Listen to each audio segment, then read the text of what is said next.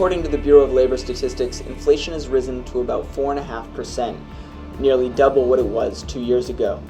The largest single contributor has been the rise in energy prices, with oil hitting record highs almost every week. The Real News asked Dean Baker from the Center of Economic and Policy Research how rising inflation rates will affect working Americans.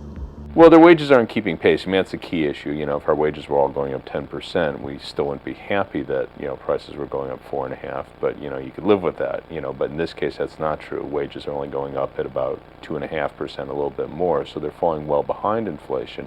And then on top of that, people are seeing a really big hit because for most people, their major source of wealth was their house, and house prices are plummeting. So on the one hand, people's wages aren't keeping pace with inflation. Second, the house, which they had seen as a store of wealth, that something they can go back and count on, the equity in their home, that's disappearing, or in many cases has disappeared for a lot of people. So this is really bad news, a really bad time, and in many ways it's probably the worst financial period for most families since the Great Depression. Are we seeing how rising prices affect the average American reflected in the official stats? Is it really higher for everyday Americans?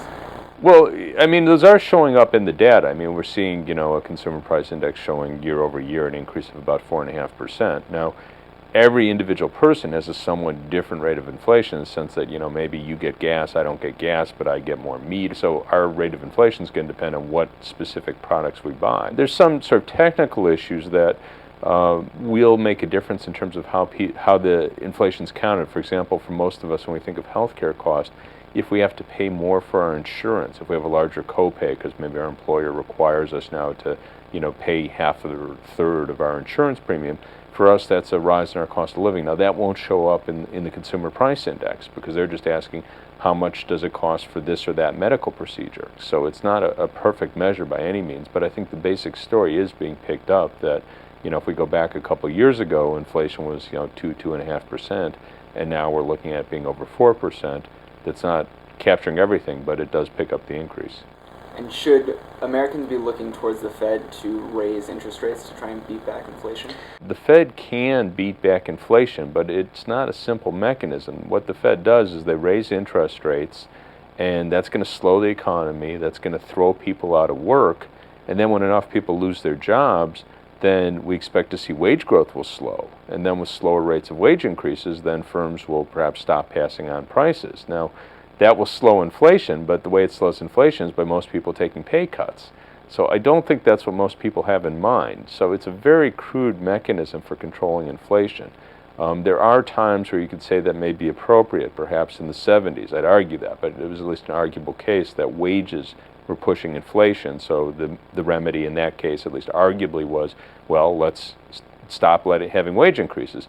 But in this case, the problem with inflation is not wage growth. The problem is higher energy prices, higher food prices. The Fed really can't do anything about that. And are we going to see stagflation? Is that what this leads to?